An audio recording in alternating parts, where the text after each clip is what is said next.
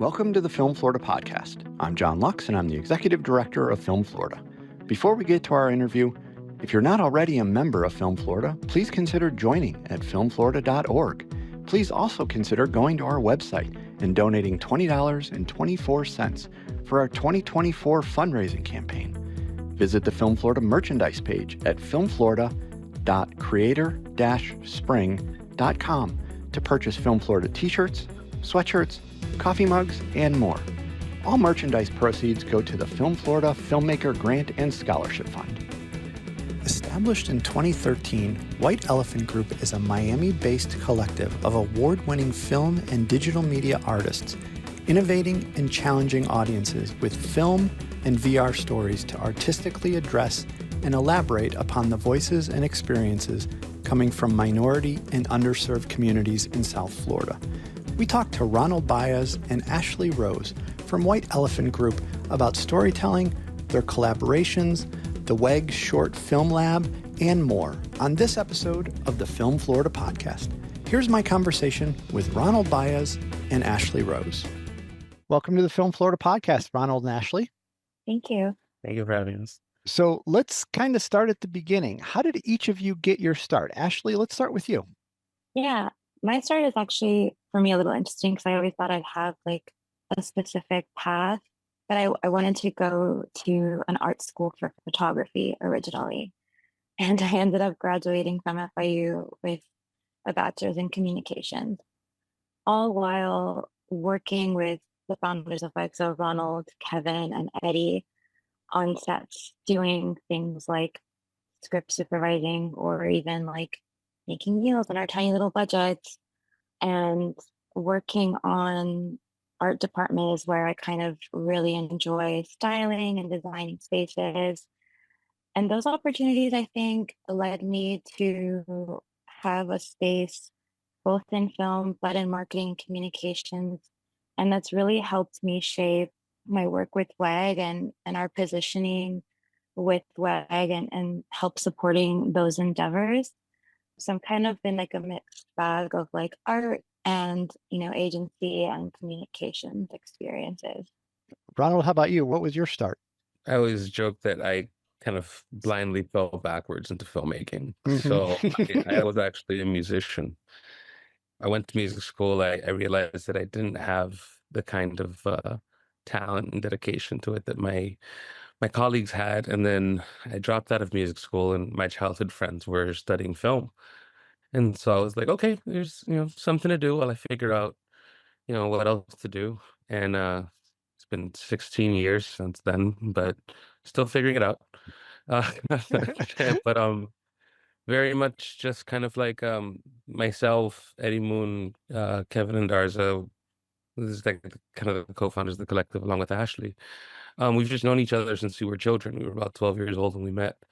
And so this is what they happen to be doing. And I thought, okay, well, I'll just kill some time. And I've been killing time ever since. And now you mentioned the White Elephant Group. That's what we're essentially here to talk about. So Ronald, for those that aren't aware of the organization, tell us where it all started and what the organization is and does. Sure. So the White Elephant Group is a film collective. It's a film and media collective based in Miami. And really what it is at its very, very heart is a group of friends who all happen to be artists, and they all happen to be media makers and filmmakers.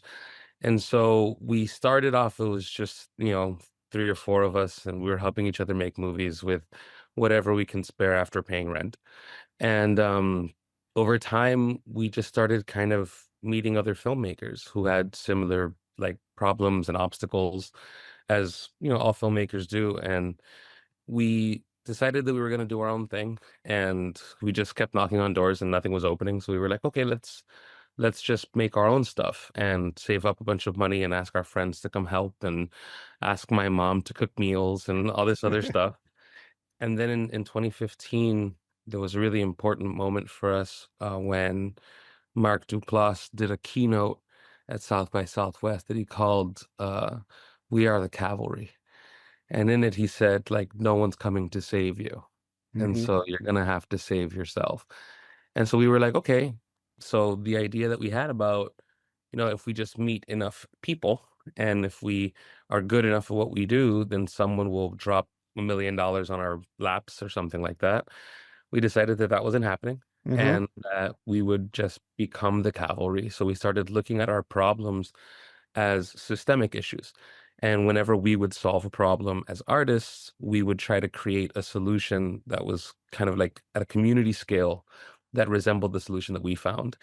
And what we discovered over the course of the 10, now 11 years that we've been working together as the White Elephant Group is that all filmmakers have similar obstacles. And especially in South Florida, there's kind of like this incredibly rich bastion of underrepresented filmmakers who some of them are waiting to be saved, and some of them are actually being like, I'm going to do it myself. And so those of them who are like, we're going to do this ourselves, we decided to invite them into our space. And eventually we all became collaborators and friends, and we found clever ways to make money and spend money and give away money and try to find opportunities to do all kinds of stuff. And so there is, at this point, 11 years in, kind of like a view of the White Elephant Group that I've seen before, that we have some kind of institutionalization, but really at the heart of it, it's a group of artist friends who are trying to craft sustainable careers for themselves and tell stories that matter.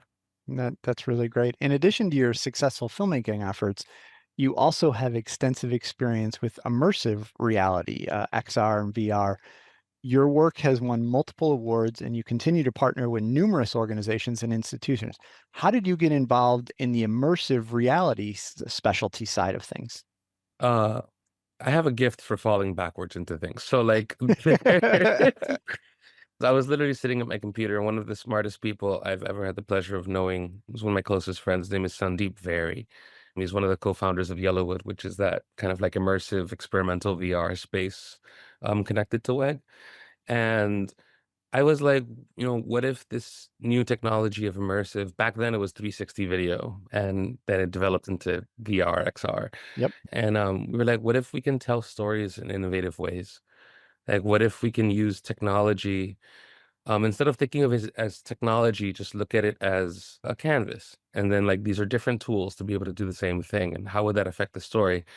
And so I invited Sandeep to I think it's called MIA Brewery. It's like a brewery in Doral. And I was like, yo, I'll buy you beer if you sit down with me and talk about this. And we had like a 6.5 hour conversation till they kicked us out. And he was like, well, what really intrigued us was the idea of creating something that the storytelling itself would be challenged by our access and understanding of the technology. And so we decided that our ignorance would be our sword, and we would find interesting ways to tell stories by way of exploring the technology itself. And that's led to kind of like a whole other company that's a fruitful endeavor in VR. Yeah. And Ashley, you kind of alluded to this, but in addition to your production experience, you currently lead the marketing and PR efforts for White Elephant Group, the collective. Can you expand a bit on your role and key campaigns that you've particularly enjoyed being a part of? We put on a event in 2023 called WEG Weekend. It was the first time we brought our ethos or our ethos and our likeness into a space. So we kind of created ourselves and put ourselves out there into a space. And doing that was very fun, but also very challenging. Hmm. It being our first, in so many ways, was a learning experience. We thankfully partnered with this really great PR company as well called Pinzer PR in South Florida. And I think the event had us really ask ourselves, like, what are we putting forward? Are we putting forward our most authentic self? How do we do that? And I think collaborating on that and figuring out what it is exactly we want to put out allowed us to create a beautiful space that celebrated South Florida filmmakers and filmmaking in general, as well as art. But yeah, that was one of the most challenging things I've ever done because I've never done that before. So doing campaigns for events like this and using media like videos and everything like that was very, very interesting and very fun. I think that's been my favorite thus far. Very cool. And one of the main tenets of the group is amplifying voices for the underrepresented communities, particularly in South Florida, which Ronald alluded to. Talk about the importance of this as the mission. I think that South Florida being our home and our backyard, we know that there are diverse people and voices in our community. And I think that if you take that a little further and you expand it to the country or even the globe, I think people want to see themselves represented on screen. And whether that's their likeness or their stories or experiences that they've shared. And I think giving opportunities to people of various backgrounds is important, and not only important to show stories, but it improves art in general, I think. Having the same stories told over and over kind of gets a little dated, but I think giving people opportunities to feel validated and to feel heard are super important, and I think just makes things better. And I think I'm gonna steal this from Ronald because you said it a couple of times while we've been together that I think we just want to make films that our parents would want to watch and be happy and feel like, oh wow, like that's me on screen or that's, our family on screen. So I think that's really special. Yeah. Now, the group also has an arm for commercial work. Ronald, touch on some of your favorite collaborations in that area. Yeah. So we are really good at being creative and making content and making movies and so on. We are very picky with who we decide to work with in the commercial side because we tend to want to be able to be as creative as possible. And sometimes commercial work doesn't always lend itself to that, which is why we have so many different endeavors. But we do have a bunch of different projects that we've done that I've been super proud of. One of them that I really, really love is collaborations with a company called AppLovin based in San Francisco it's like a mobile gaming studio and a mobile ad agency. And they always come up with like the funniest, coolest little quips for us to base ideas on. So we had this one mobile ad that we did for them that was all about telenovelas. And it was like Mm. looking at mobile gaming from the point of view of like telenovela type dramaticism. And man, that was a lot of fun. We had to like rent this over the top mansion thing and like just shoot this like ridiculously lit, like super dramatic moments and stuff. And we just had a lot of fun with it. So that was a great collaboration. We also did a really wonderful collaboration with Mariquitas, which is a company that's been feeding my family since before I was born. So I was like, hey man, whatever we can do to help you sell these chips. But they were super funny and super interesting. And usually when we do the commercial stuff, we manage to keep it as creative as possible. And we tend to focus on doing things that are very comedic and interesting and provocative from that perspective. Yeah. Yeah, that sounds a lot of fun. And now, whether the medium is film, VR, XR, commercial, whatever, the group has a commitment to diversity. Ashley, how is this maintained through the development of these projects? Yeah, I think that diversity is really at the core of WAG, and so is inclusivity. I think really it comes naturally for our group. I think we're just so diverse and we're in a community that's already so diverse. It's almost like your playground is open to you having this level of diversity and creativity. I think being supportive of your community, which is also something that we try to do as well, not just create things that we want to do, but also support members of our community. It creates an environment for unique stories. Our collective is filled with women and minorities, and it's something that I really love to see because it just creates a space for people to create. Yeah. And Ronald, follow up on that. I mean, I know you well enough that you have such a passion for the quality of work that's done. You're not out there just saying, well, we're going to find a female and a minority just because we need to do that. You want to find the best people. And so it's in your best interest to make sure the best people are minorities and are females. Talk about how important that is for you. Yeah, I think it extends to the collective. I do not fundamentally care who you are, and neither does WEG. Mm-hmm. Like we are not at all steeped in the idea of diversity for the sake of public relations or diversity for the sake of optics. I want to work with exciting artists who I want to be around. And I have the privilege of being an artist for a living. So I make my living just kind of being around people I want to be around with Mm-hmm. and being creative with them. And so I have found that creativity doesn't really understand the boundaries of identity, Mm-hmm. and that talent also does not respect those boundaries either. And I found that completely ignoring the identity issues that might come up in the concept of diversity for a lot of other people has proven diversity, the existence of diversity in our space. We never think about whether you are female or underrepresented. We just think, okay, you're cool and smart and interesting and gifted, and so we want to work with you.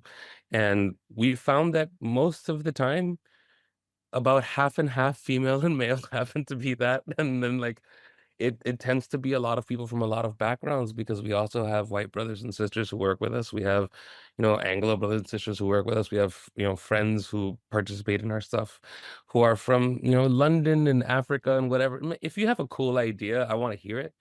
And so from that perspective, I think that what we tend to prioritize is the quality of the work and also the quality of the human beings that we're working with, considering that we spend months, if not years, working together on projects. It's really important for us to be able to actually enjoy each other's time.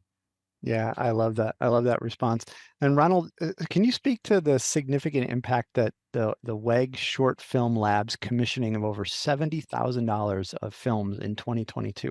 How does this level of investment support emerging filmmakers and contribute to fostering creativity within underserved communities? Yeah, so there's two elements to that. The first is that all of the fellows had to do workshops or master classes or whatever it might have to do with communities that typically don't have those kinds of access, or access to those kinds of events. And so that was kind of a commitment that we wanted to create among the fellowship, Mm-hmm. because when we were growing, I was 19 the first time that I heard the word filmmaker in a professional context. Yep.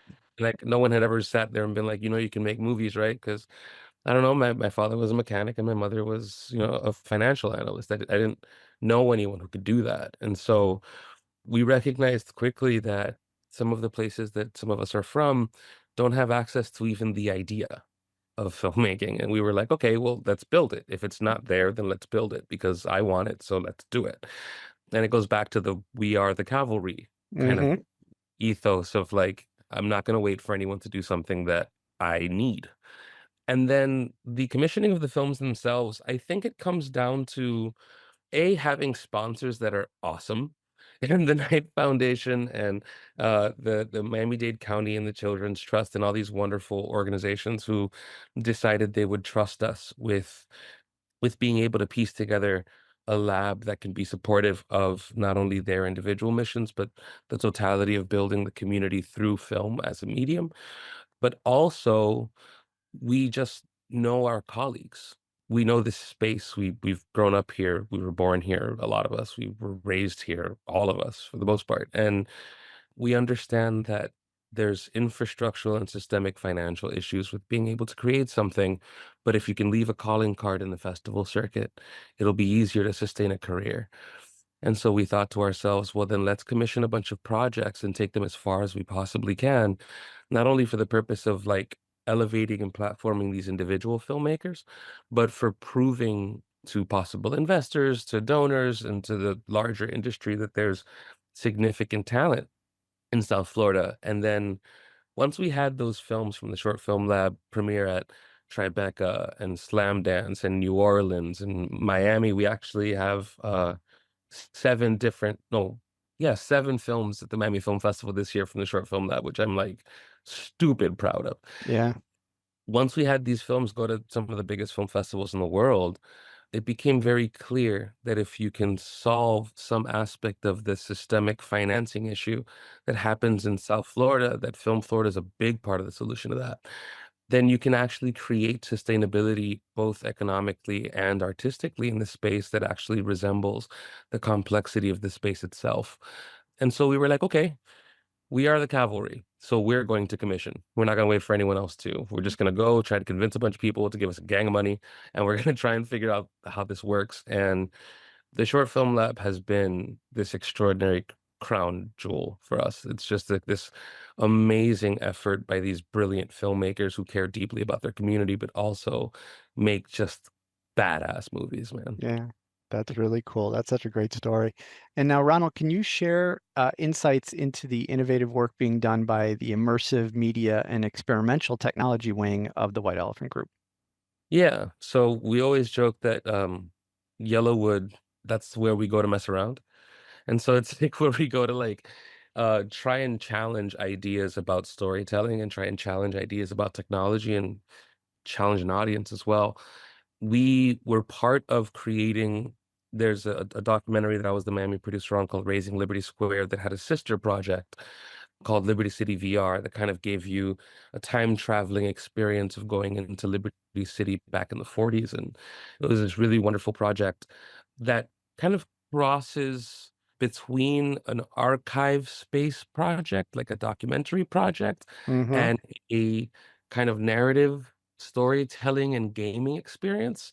And Okay. so I think that a lot of what we're trying to figure out with Yellowwood is how can we use technology to gamify narrative in such a way where the narrative still remains supreme, but the interactive and UX elements of that technology builds a user agency that you can't find in cinema. So when you sit with an audience and you go, okay, we're going to watch this movie, it's a passive experience by definition. And so we're wondering, is it possible to make a movie that the audience can participate in? And that's really the perspective that we're taking. And then considering that VR and immersive is typically touted as like the empathy machine, right? The ability to build sincere empathy in an audience. We wonder if we can target that empathy towards specific topics that are important to us, whether it's environmentalism with our project, Project Shell, or whether it's social justice with something like Liberty City VR. Mm. Wow, that's really interesting. Ashley, the group has also hosted multiple events for the film community, as each of you have kind of alluded to.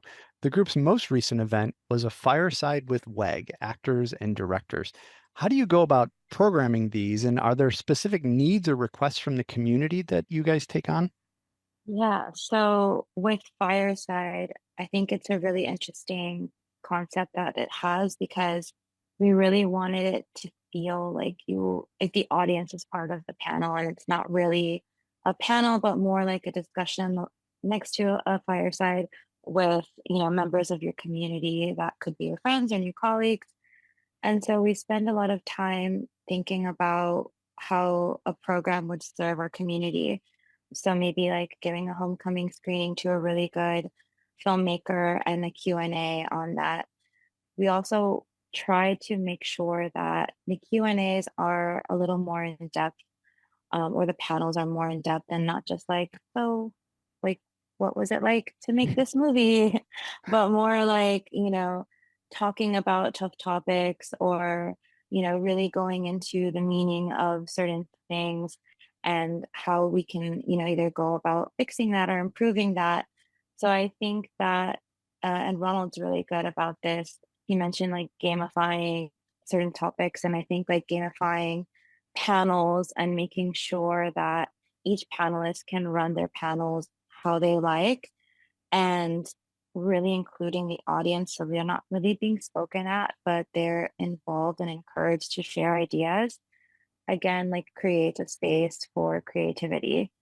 So we really try to program thinking about things we would have liked to see, one, when we were younger and Mm, starting out, and two, things that we can maybe create and give to people in spaces that maybe haven't been thought of, or maybe elevating, a certain topic or a certain filmmaker. So I think that having the ability to play in that space and kind of bring these topics to light is something that's really important to us when we create a fireside or any type of event with a panel or Q&A type setting.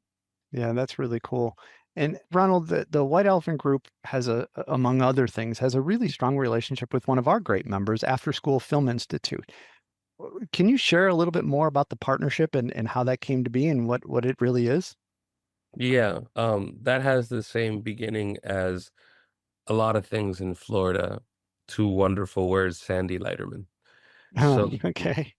yeah, Sandy, who's is the commissioner of Broward County, she's also I think the president of Film Florida. Yep. She had come to me a while back. This was over 10 years ago at this point, and I was running uh film organization at the Coral Gables Art Cinema, and she had met with Dr. Devin Marsh, who's a local teacher, is a broadcast teacher. He used to work at Arthur and Polly Mays over in Gould's. And he had students, and they have a broadcasting program, but a couple of them were like interested in film. They Hmm. didn't want to study broadcasting, and he didn't know what to do. So she was like, "Why don't you guys get together?"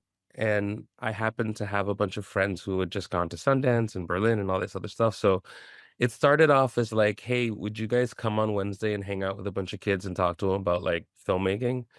And we did that for a year. And it was just like a bunch of conversation. We helped them kind of make a movie, and it was never supposed to be anything. It was just like, something nice to do for Hmm. kids. And then Sandy was like, "What if we kind of like actually create a nonprofit here?" And so a bunch of the WEG members were like, "Yeah, why not?" Like it's kind of naturally lends itself to things that we care about because we never had anyone who did that for us when we were coming up. And so let's be the cavalry, right? And like let's go do the thing. And it's been 8 years since then. I never thought ASFI would become like this whole organization, but it has. It's a real And thing.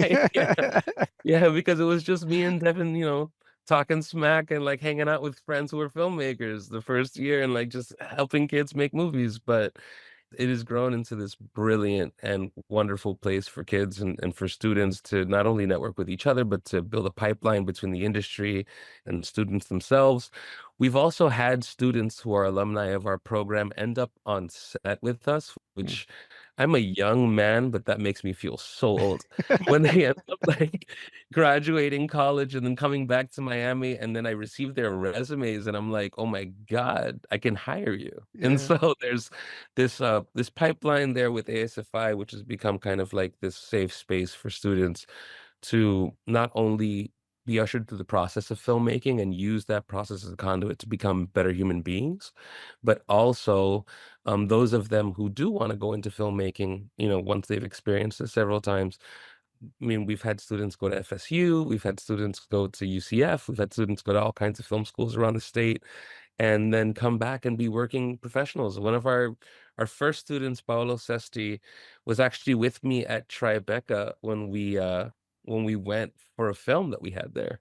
Hmm. And it was this weird kind of culmination of like I met this little boy when he was 12 years old, and then he was my second AD on a film that we took to Tribeca. And I That's was great. like, that is fantastic, man. Yeah. So it is this brilliant partnership. And I think the easiest way to call it, it's kind of like a platonic marriage, right? Like we have like there's the board members of WEG that are board members of ASFI, and like it's just it's this kind of thing where everything that we do somewhat together to some degree, though we do kind of service different constituencies. Yeah. Yeah, it's they are our brothers and sisters, and a lot of us are them. Yeah, and they are, kind of as you mentioned, the premier after-school youth film program due to its work with the film instruction and life skills mentoring. How has your partnership with them strengthened, I guess, both sides, both the collective as well as ASFI? That's an interesting question because it has two answers. And the first is if you want to get really, really good at something, teach it at some point. Mhm. Right? So there's this element of like perfecting your craft by virtue of having to teach it to someone who's literally 12 years old. And so how do you teach film direction to a 12-year-old? And the proficiency you have as a director will reflect in how well you can teach a 12-year-old. That's right. Yeah, and so doing that for 8 years makes you a really good director at some point. And then the other thing is it creates some sense of economic sustainability for the artist at WEG. So they'll go between projects, and this is very common at WEG, where you'll have film, film, film, film, VR projects, events, film, film, film. And then, you jump off a feature that you've been working on and you go, man, I need a respite. I need a Hmm. moment. I need to catch my breath. And then ASFI comes a knocking and says, hey, you want to take 18 weeks to just relax and teach some kids for a while before you go back to the grind? And you're like, yeah, I'd love that. That sounds like a fantastic way to create economic sustainability, have an actual impact that I can like be fulfilled by, and then I can go back to the filmmaking that I'm teaching. So I think both those things are true. As artists, we fulfill our responsibility to study our craft, but then as mortgage holders, we fulfill our responsibility to be economically sustainable and not pull our hair out going from project to project. Yeah. Well, I think that allows people to not get burnt out, right? Because Totally. I can only speak from my experience. When I'm doing my job day after day after day, you kind of feel the burnout. But when you get that break and you can go out and like speak at an event or be part of a panel discussion or do something that's still related but different, it kind of rejuvenates you. So that taking a break from being on set to go teach, I'm sure that is completely energizing for people after being, worn down. 100%. It's also a completely different kind of space. I mean, you're talking about a bunch of really excited kids who they're not jaded by anything, right? Like they don't have any sense of like, man, I'm exhausted. I've been on this set or I've been on this show for 5 weeks and I've had enough of it. Like they are excited every single day. They're kind of like, I don't know, like they respond to things the way my puppy does, right? Like everything is always exciting, everything's always amazing. And so it rejuvenates you and it like Yeah. it fulfills your spirit where sometimes the burnout can take it. Yeah. Now, as we wrap things up, Ashley, how can people learn more about WEG and literally everything that you guys have going on? You can find us online at our website, wegfilms.com, on Instagram and Twitter, wegfilms. You can shoot us a DM or leave us a comment or a message. We love to connect with filmmakers or artists. And yeah, that's where you can find us. We're always there. I'm always there. I'm always answering questions or messages. So someone will always be responding. Ronald and Ashley, thanks so much for spending time with us today to share all of the great things that White Elephant Group is doing in Florida. And thanks for being on the Film Florida podcast. Thanks so much for having us. Thank you. Thanks for listening to the Film Florida podcast. For more information about Film Florida, go to filmflorida.org and like or follow our social media pages. If you're not already a member of Film Florida, please consider joining at filmflorida.org. Please also consider going to our website and donating $20.24 for our 2024 fundraising campaign. Check out the Film Florida merchandise at filmflorida.creator-spring.com, and please remember to subscribe, rate, and review the podcast.